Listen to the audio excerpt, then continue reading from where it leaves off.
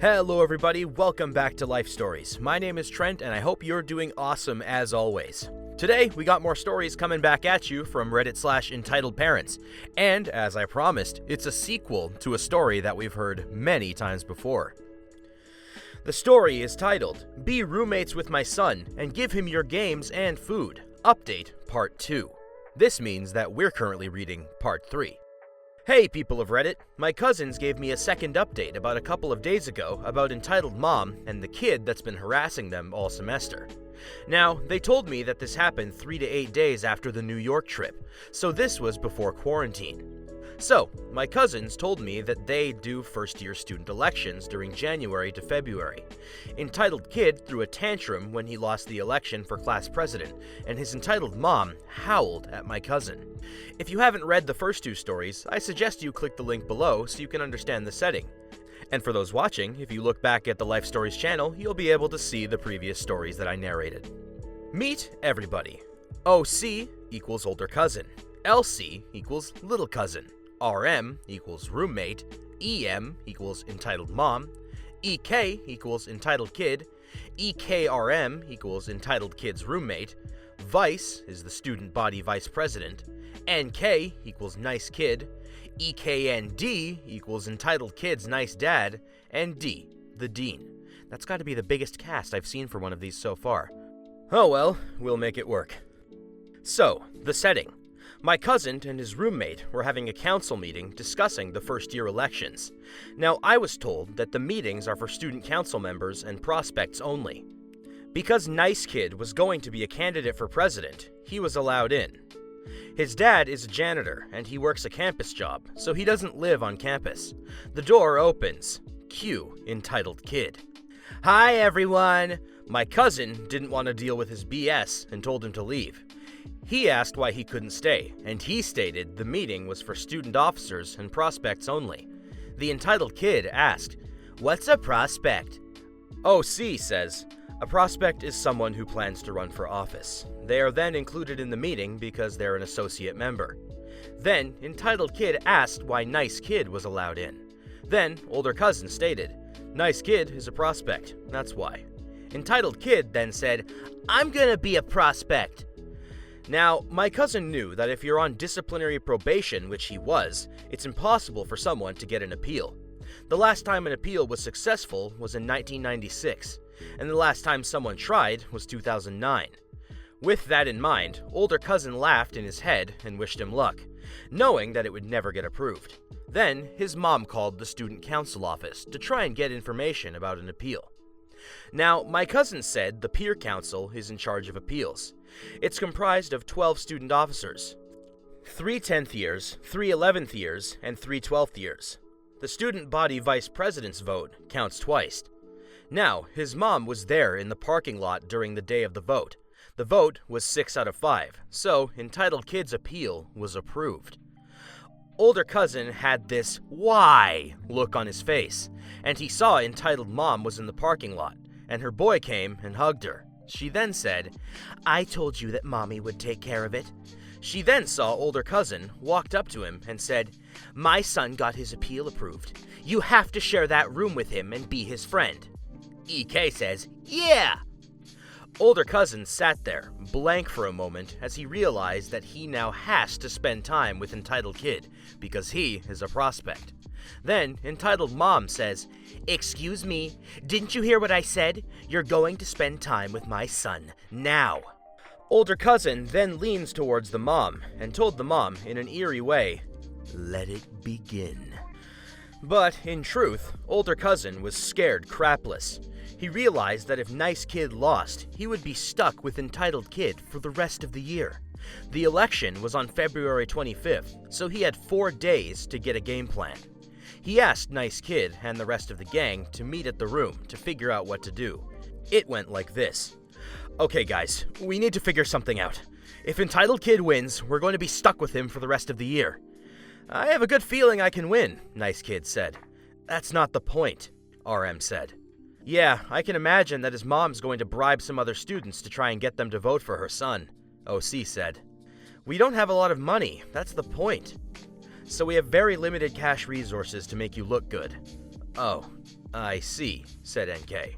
Then, Entitled Kid's roommate called his dad and told him what was going on. He stated that his roommate could be class president if he doesn't help them. Entitled Kid's roommate's dad agreed to help. So, getting Nice Kid exposure was the only thing that was left. The gang worked tirelessly to promote Nice Kid's campaign. Even had a town hall with free pizza. Older cousin said that Entitled Kid really wasn't campaigning. Older cousin was thinking that maybe he just thought he was going to win, so he didn't put in any effort. The eve of the election, older cousin had a meeting with the prospects in his room and told them that their parents had been called and they will be at the announcement when the results are in. Older cousin then proceeded to talk to Nice Kid and Entitled Kid about student government. Nice Kid was being cool, but Entitled Kid was demanding to eat sweets and to play games. It went like this. "Come on, let me have a honey bun and turn the PS4 on." "That's not what this meeting is about. It's to prepare you for what's going to happen tomorrow."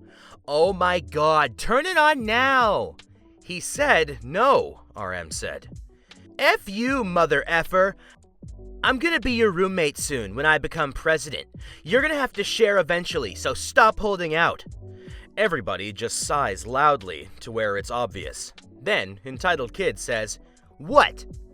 It was time to end things, so older cousin dismissed Entitled Kid and Nice Kid. Nice Kid left at the time Entitled Kid's roommate was coming to sleep over. "Hey, we're still on for tonight, right, little cousin?" "Yeah, I'll pull out the couch." Then Entitled Kid asks, "Can I sleep over too?" RM retorts, "No." EK pouting, "Why not?" "Because you don't live here and aren't our guest." "Well, I'm gonna stay anyway," EK said. Entitled Kid then proceeds to sit on the couch. The gang ask him to move, but he doesn't.